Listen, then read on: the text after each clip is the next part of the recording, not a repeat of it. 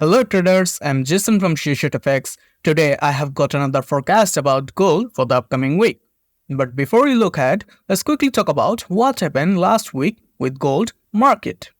We'll discuss how the market moved and where it might go next. So we'll start our analysis with the current market structure of gold on hourly time frame. Last week we saw that after the CPI news release, market pushed down, swept this swing low liquidity, and after that on the next few hours we got FOMC news release, which caused the market impulse heavily to upwards and probably took out all these almost equal high liquidity points.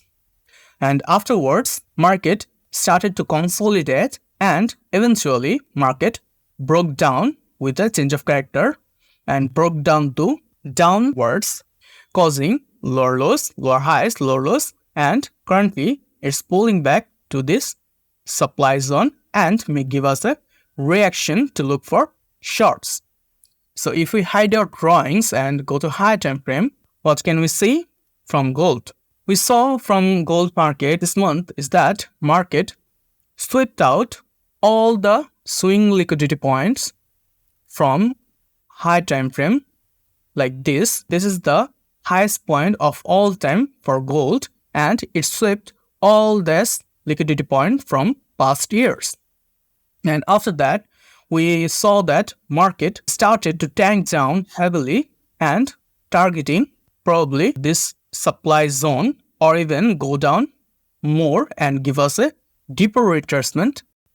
So if we go back to our hourly time frame once again and get our drawings back, what can we expect from gold market this week? As we currently noticing bearish market structure is still in control, this bearish trend might be a pullback of this bigger bullish leg. So if we get our Fibonacci and draw from swing to swing, we can clearly see that market still not reached the 50% retracement level or even 61% level.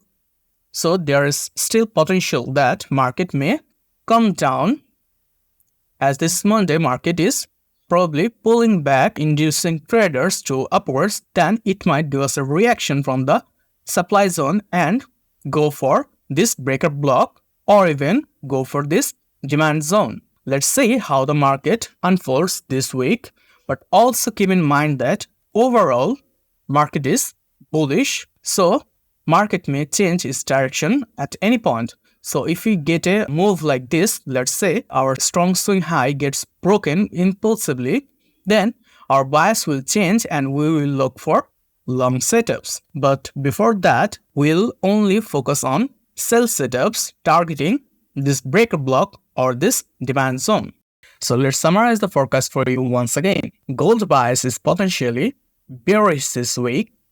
After a massive push to the upwards with FOMC release, market is currently pulling back to the demand zones. So following current market structure and looking for shorts is the best option for us. So from what I see in the charts, I think gold might keep going down this week.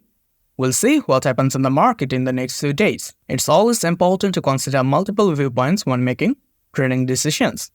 Remember, forex trading carries risk, so staying informed and managing your risk wisely is the key. That's all for our gold forecast for this week. Make sure to subscribe to Sureshot for more helpful information about forex. I wish you all successful trades. Thanks for joining me today, and I'll see you in our next video.